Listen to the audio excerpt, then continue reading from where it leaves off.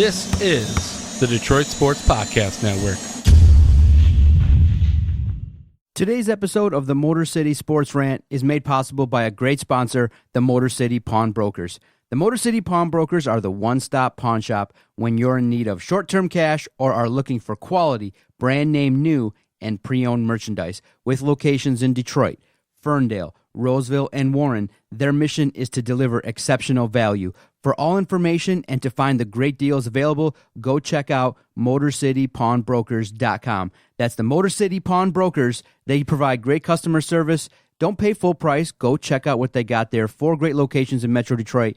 Great customer service. Go visit MotorCityPawnbrokers.com today. Detroit is the greatest! Straight up light you on fire for a Coney dog right now.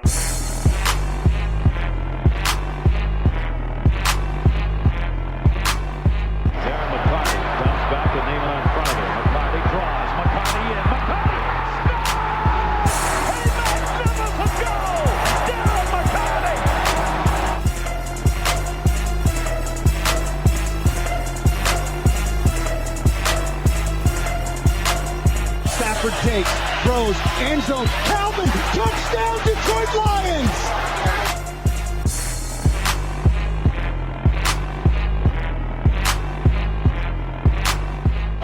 In the air, left field! The Tigers march to the World Series! Thanks for downloading the latest edition of the Motor City Sports Rant. I am the Doc, John Macaroon. Jason Jarvie will be calling in shortly. Oh, football's around the corner, you can tell. Oh, my goodness. The Detroit Lions. On this episode of the podcast, we got to talk about the Detroit Lions' reaction to Madden. The ratings came out, and when you kind of seen what happened and how it shook out, we got to talk about how EA treated the Detroit Lions because of the fact that, some people are saying, you know what? Madden is the ultimate troll because they seem to be having a good time with it. The ratings came out, and, for those that are Madden aficionados, everyone gets excited around July, August to, pay attention to the ratings and things like that. Well, a couple of the ratings really surprised a lot of people, especially the rating for Matthew Stafford. And so some of the Detroit Lions, specifically Quandre Diggs, went online and were like, come on, man, putting me at those numbers is really disrespectful. And then you had teammates like Snacks, who was rated very well, I believe, in the 90s. He comes out and says, look, man, a player in the 70s should pipe down and not worry about it so much. So Jason and I will discuss, Stafford's rating of 79. Was that fair or foul? We'll talk about, should the players even care what their ratings are? I mean, it's just an arbitrary number in a video game. Should they care that much? Should they go to social media to kind of air out their frustrations? We'll talk all about that. And then to start the podcast, we're probably going to discuss Golden Tate, who discussed, what his thoughts were regarding his former quarterback, Matthew Stafford, and he revealed what his thoughts were. Obviously, Golden Tate has won a ring. He's played with some great NFL quarterbacks, and he was asked, and he answered in what he feels is, in all honesty, he feels like Matthew Stafford is the best quarterback that he's ever played with. And when people heard that, obviously online, Matthew Stafford, whenever you talk about him, it just generates buzz because of the fact that he's got all this talent, he's got all the skill, but at the same time, not a lot in terms of wins in major ball games. And so whenever you talk about how Matthew Stafford compares, especially even those at Madden, they put him at a 79. And across the league, there's probably a similar amount of discussion and debate regarding what is this guy's real value. Is he a guy you need to have on a team? Is he a guy that, even though you're paying $27, $28 million to, is that a steal? Or like some fans in Detroit, some of the fans that are ready to move on, they will say, look, I don't care how much you're paying Matthew Stafford, you are not getting to the level where you want with that quarterback. And so hearing Golden Tate shower him with praise and really saying, in essence, that Golden Tate believes that Matthew Stafford is better than Russell Wilson really got the debate going and got Twitter heated up. And so whenever that happens, here at the podcast, we'll talk all about it. So I'm looking forward to Jason calling up, and this episode is going to be awesome. Thank you guys so much for finding us. You can find the Detroit Sports Podcast anywhere you listen to podcasts. We're lucky in that when we started this project 6 years ago, we were able to put the podcast early on to Apple Podcasts, early on to Stitcher, early on to Google Play. And so wherever you like your podcast, whether you like to find them at iHeart, whether you like to find them at Apple, or if you want to go right to our website, DetroitSportsPodcast.com, or if you're like me, you're on Twitter, just go to @DetroitPodcast. Every single day, we'll post a link to the latest and greatest Detroit Sports Podcast episode. And thanks to your guys' great support and the support of the sponsors, we're able to put out content almost every single day. Probably the lightest day, if you follow us, is Sunday, because obviously the doc has to rest. Can't put out all that great content every single day. So, but from time to time, peek in on Sundays. We may have interviews or some wrestling podcasts there, but Monday through Saturday, look for content from the Detroit Sports Podcast Network every single day, thanks to your support. All right, always good to talk to Jason Jarvie. Follow him on Twitter @JarvieTheKing. Good morning, sir. What's happening? It's just it's bright, shiny morning right now, but I think it's going to get a little cloudy in the afternoon. But I got to keep the hopes up. Yeah, no doubt. How's the drive over there to work? Is it getting better now? I think the construction on 696 has eased up a little bit. Yeah, definitely. 696, with that being all cleared up for the most part. It's pretty easy. Sometimes it takes 696. I still take the surface streets some days, though. Nice. All right, so I'm sure you paid attention earlier this week. I mean, it looks like EA Madden has done some quality work trolling, and I know you saw some of the reactions, and we're going to talk about that in the second half of the podcast. But Golden Tate had a chance to talk, and I don't know if you heard the entire interview, but he did get a chance to maybe get a dig into the Detroit Lions, where he was being interviewed, and he was talking in general about football, talking about quarterbacks, and he gave praise to Matthew Stafford, and he says that, you know what? It hurts his heart that he wasn't able to bring Matthew Stafford and the Lions a ring or some playoff wins and things like that. But he also said that, and if you paid attention right at the end, he throws in this little nugget where he says, you know what? If Matthew was on another organization, maybe he thinks potentially Matthew could have had a little bit more success because he's played with other quarterbacks that have less talent than Stafford, but have also been in the playoffs and won rings and things like that. So obviously, a lot of the fans that listened to that heard that were like, really? You believe Matthew Stafford is better than Russell Wilson, who actually has a ring? I thought that was a fascinating look, too, because of the fact that you have to remember Golden Tate was traded from the Lions, and so he might have a little bit of a bone to pick by throwing in that little dig there, talking about if Stafford was with a different organization. And it's hard to really gauge.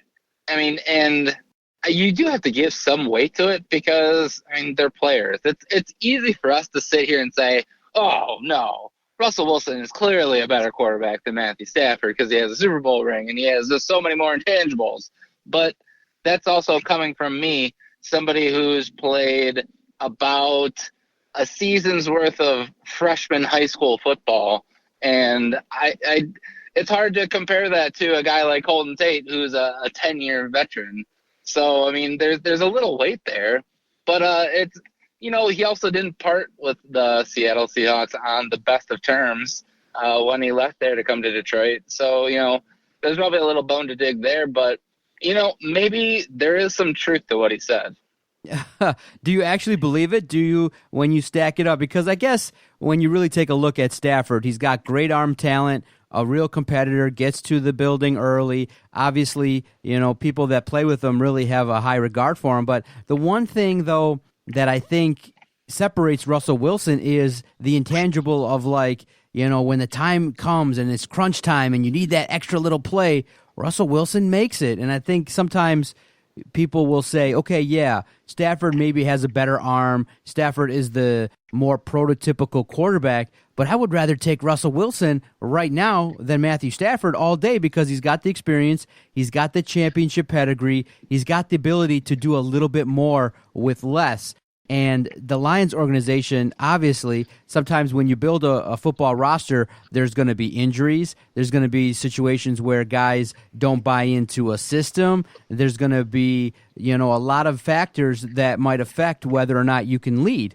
And Matthew Stafford, unfortunately, by and large, what has to happen is it feels like he has to have like the perfect surroundings in order for any level of success. And especially when you realize many people just watched the 2018 season where Stafford did not perform well. Now, granted, obviously, he had a hurt back, but remember, his back injury didn't happen until late in the season. And the first 8-9 games count as well, and many people saw interceptions, they saw missed opportunities, they saw open receivers not being hit by Matthew Stafford, and then you realize, okay, a guy like Eric Ebron leaves, and he becomes a Pro Bowler, so then you realize, okay, what's going on here? Can Matthew Stafford take a guy like a Galladay and a Marvin Jones and elevate them? And people are like, well, look at Russell Wilson. I mean, he had Golden Tate, he had Curse, he had other people that are not really name guys that obviously made plays in big games. So for me, I can't make that statement. I mean, Golden Tate might be the ultimate friend, the ultimate teammate, but when you look at it, I would be thrilled. I mean, I would actually go buy season tickets if the Detroit Lions had Russell Wilson, because I think with this offense, with that defense, I think Russell Wilson could carry this team in 2019 to the Super Bowl. I think there's two sides to everything. I'm not sure. I wouldn't go as far to say that if Russell Wilson was on this team right now, we'd be a Super Bowl contender.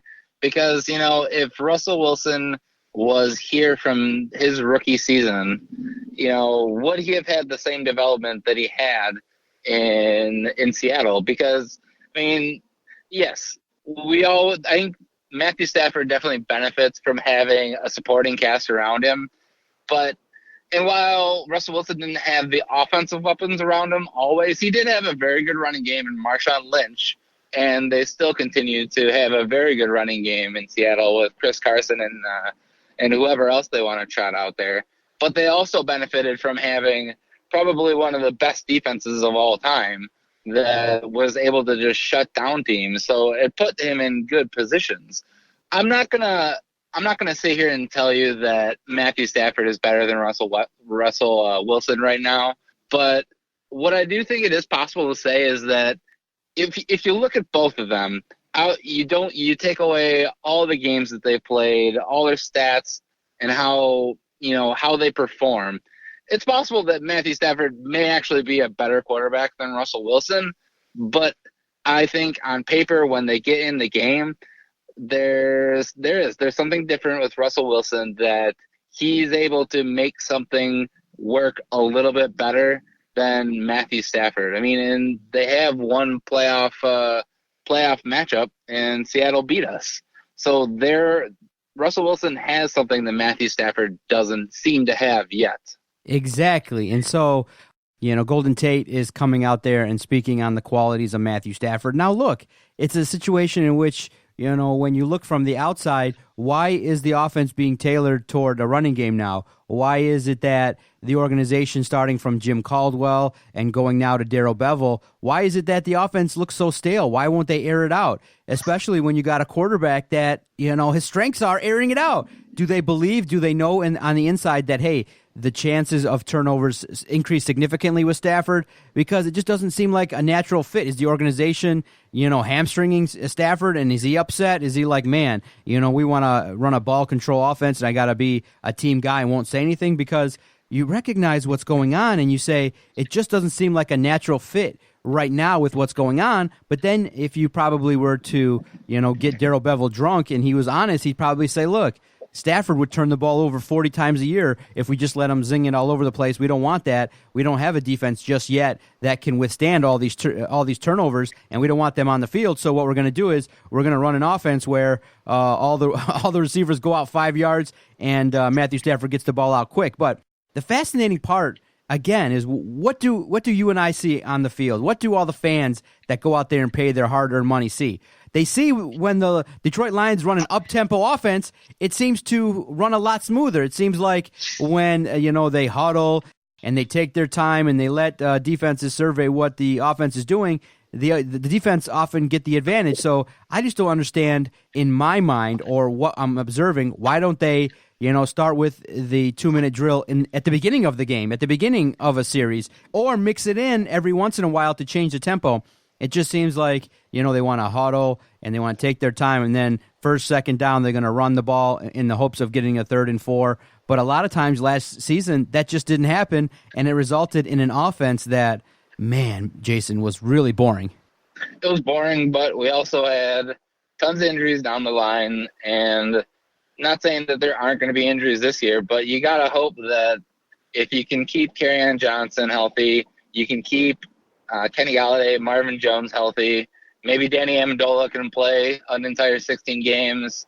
If you have your entire cast of characters and you can run the offense the way that it's supposed to be ran, then we're going to see a better product on the field.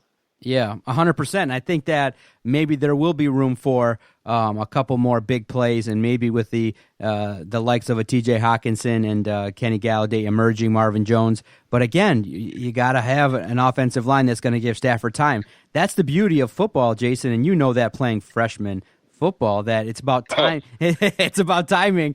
It's about I know all about football, right? Yeah, exactly. From your experience playing at 14 years old. Good old East Detroit. Yeah, baby. Oh man. Right after I left, the tide turned a lot. I remember East Detroit, they had decent teams, but after I graduated, there was a couple of winless seasons there. So yeah, there were. I think my entire high school career, they went winless. Oh, really? They didn't win a single game, and I was there at the game. It was the year after I left, and I was at the game that they won, and we rushed the field.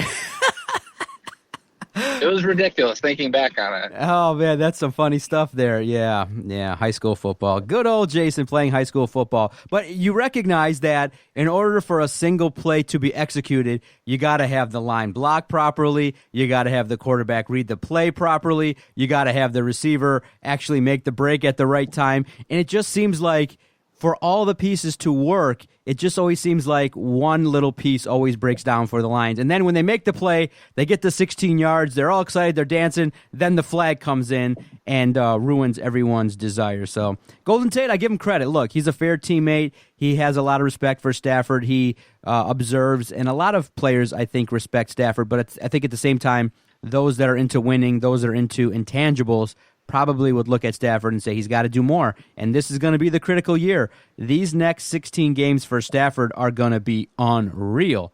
Now, speaking of perception, those at EA and those at Madden have done a good job of getting attention this week, obviously in a slow time for sports where the NBA, the NHL is done, the drafts have taken place, and people are observing rosters and stuff like that. They kind of got to make some news, and they got to get into the news cycle by their ratings. And I don't recall, I know on Twitter, online, in past seasons, people have observed ratings, and one or two players would get online and chirp regarding their low rating and things like that. But on Monday, a lot of people in Detroit definitely caught attention, especially with Quandre Diggs looking at his rating, Snacks kind of teasing him a little bit, telling him, look, a 77 ranked player should pipe down and not say anything. And then everybody observed what happened with Matthew Stafford and people's sensitivity with him. Let's start with that. He got a rating from Madden of 79. And for me, I think it's a perfect rating. Not in the 80s because of the fact that there are certain intangibles that he doesn't bring to the table. He's got potential arm strength. He's got a lot of ability. But I think that he is a C-plus football player right now until he shows that he's able to take that next step in big games, in big moments when it counts on the road versus quality teams consistently. I think 79 was the absolute perfect rating for Matthew Stafford. Yeah, it's really hard to argue with it, but I know in years past he's been a little bit higher, and I wouldn't mind seeing them bump up his arm strength a bit, because I think they still had him in only 94. Give him a little bit more power, give him something to work with. But 79 is probably right around where he should be ranked. It sucks as a Madden player when you want to play as the Lions and you're stuck with the 79 quarterback, but hey, you got to deal with what the cards will give you. Yeah, no doubt. What was your reaction to the Detroit Lions getting on Twitter and kind of chirping a little bit and going, "Oh my God, I can't believe these ratings. It's so unbelievable. We're too low and we're disrespected." Do you feel like EA disrespects the Lions because of the fact that in years past people started to pay attention to some of the ratings that have been given out and they haven't been too favorable to the Detroit Lions? But I feel like, you know what? The Lions haven't earned any high ratings at all. Actually, what I think with the EA ratings nowadays is that they're probably actually the most fair that they've ever been, just because I think they're taking in so many more factors nowadays that they're making these players as real as possible. And I think the only place where they may, where there might be some downside, I think they do rate rookies a little bit lower than they really should be, because a guy like Kyler Murray, I mean, I'm expecting him to come in. He's going to have his struggles, but he is a very good quarterback. And I think he's only rated in the 70s as a quarterback, which it's about where Matthew Stafford is now. But I don't know. I'm not sure if there's some dynamic way for them to improve when you play in there. And I do know that EA throughout the season, as the game progresses and see how players are doing, that they'll send out updates and they'll update rankings. But I think it's got to be fair for the Lions. Do you believe the ratings and rankings are authentic? Because some people have come out and said, you know what, this is a great way for EA to get attention, to potentially start maybe making rankings a little bit lower or higher than what people would normally expect to get and draw some online reaction and some debate. Look, we're talking about it now. Everyone in Detroit definitely saw and looked at the rankings, everybody in the 60s and 70s. Like I said, the only person in the 90s was Snacks, and he's not even officially on the team as of now. So I think it's really a good job by EA to put out these ratings and rankings. And like you said, throughout the season, they can fluctuate. And if you play Madden, then you can benefit from it by definitely using those starter packs and using those updates and things like that, and getting the rankings relatively close to where the players are at throughout the season. I like EA. I like what they've done. And have you seen the graphics on the game? Each and every release that comes out, the Madden game is pretty sick. I mean, at this point, I'm just not sure what more can they do to really just make this game better. I mean, they're at like the pinnacle. Yeah, no doubt about it. I think that the only thing that they can do is, I mean, are they going to do like AR? Or is it going to be like, can we like hook something directly into our brain that makes a split-second decision to try and throw it to a different receiver? It's wild. I mean, these games are good. They are repetitive, but they're going to make millions and millions of dollars every single year. And until people stop buying them, it's like the Lions, until people stop buying them, they're going to still keep making them. Do you think that Matthew Stafford could be, by next season, an 85 to 86 quarterback if he has a successful season with Bevel? Do you think next year his rating is up or down? Or you say to yourself, you know what, he's going to be in the 70s no matter what because of the inherent challenges that the Lions are going to have putting together a consistent line, and the schedule that they have is going to be a little bit challenging. I think next year there's a small chance, like I said, if they can have a conservative offense, if they score a little bit more points, if the defense can help out, I think Stafford can creep into the 80s and become maybe like an 82 or 83. Where do you think he could top off at in Madden as a player? Yeah, I think you're absolutely right. I think 82, 83 is where we can see him around next year. If he comes in, if he's consistent, if the offense is running well, it would take him coming out and having just an astronomical year, which for all intents and purposes, I don't think that's what we're going to get this year. We're not going to get the air raid offense with Darrell Bevell. So, I mean, we're going to get a conservative offense. And I think the highest he'd probably go would be 85. Maybe he gets a little bit more consistent and in accuracy. But I think that's about as high as he's going to go. With our remaining couple minutes here, are you starting to peek into Michigan State and Michigan college football? Are you looking at some of the rankings and kind of observing that a lot of love nationally has started to kind of creep into Michigan? A lot of people, a lot of national pundits have Michigan in the top 10. And I'm looking at it and I say, you know what? When I see what's going on here, it's kind of obvious, okay?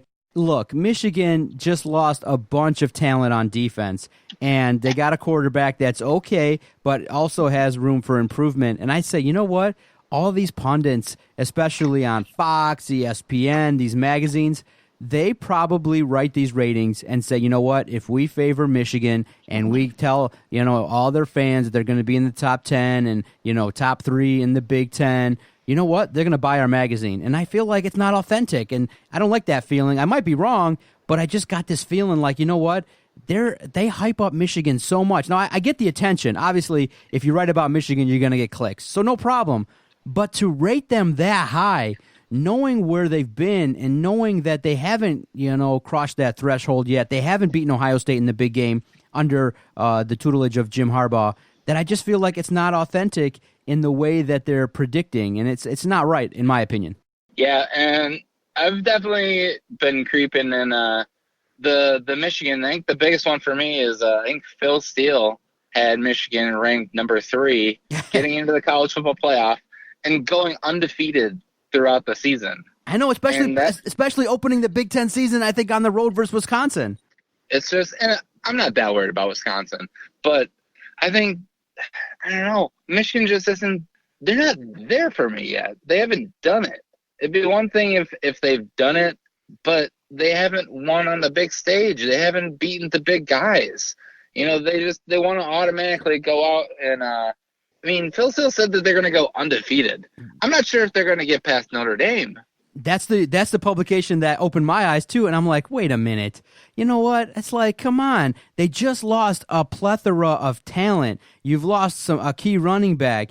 How do you come out and say that, especially when, in essence, Ohio State, they got a new head coach, but the guy that they replaced him with is the guy that's helped reshape that offense to score a bunch of points. So, transitioning from offensive coordinator to head coach is always something to observe, but until Ohio State falls off drastically, and I know people pay attention to changing quarterbacks and things like that, but until Ohio State falls off and has a couple losses and don't look as good, I still think Ohio State's the class of the division. And at the same time, you realize Michigan State's going to be hell-bent on some revenge. Their defense is going to be okay, especially when you saw their defense. Their defense was nationally ranked, and all they got to do is change up that offense and drastically improve it. Then you got Michigan State to contend with. And so for Phil Steele to say they're going to go undefeated, I thought was a stretch. And I like Phil Steele. I like reading his stuff. Yeah, it's very difficult for me to look at that and go, yeah, I believe that. I think that they can do it. I think in a perfect scenario, yeah, that could happen. But I think so many things have to go right for Michigan. And I think what does worry me, and I guess it doesn't worry me, but it more is annoying, is that if Michigan, because Notre Dame is pretty early on, right? Yes. So if they beat Notre Dame, it's going to be a cakewalk until they hit Michigan State and Ohio State. And if they go on and they do come up undefeated going up against Michigan State, the hype is just going to be astronomical. As a Michigan State fan, that's what I want. I want the hype to be so astronomical that if we do come out there and beat them at home, it's amazing for us. No doubt about it. You can follow Jason on Twitter at Jarvie the King. You can follow the network at Detroit Podcast. In the coming weeks, we will break down Michigan State's roster expectations for the Spartans. They got basically, people are down on that offense. They really didn't make a lot of significant changes to the staff other than reshuffling, and so we'll look at that. We'll look at that Michigan roster. We'll look at the quarterback comparisons, and we'll look at the expectations for D'Antonio and Jim Harbaugh in a critical season for both of those squads. It's going to be a fun fall, Jason. We're getting there. It's only a couple weeks away from training camps and practice games and all that good stuff. And we'll also talk about the NFL and their position to try and maybe get an 18-game schedule. So a lot to come in the summer. Definitely tune in every single Tuesday when we can for the Motor City Sports Rant. Thanks, Jason. I look forward to talking to you. Later, man. Thanks for downloading the latest edition of the Motor City Sports Rant. We greatly appreciate it.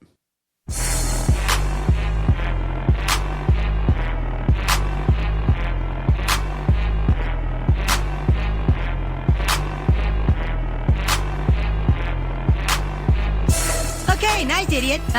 You. Bye-bye.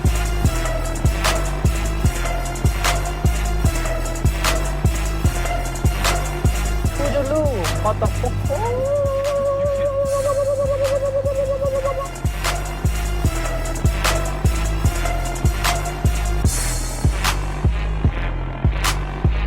Good day, sir. I said good day.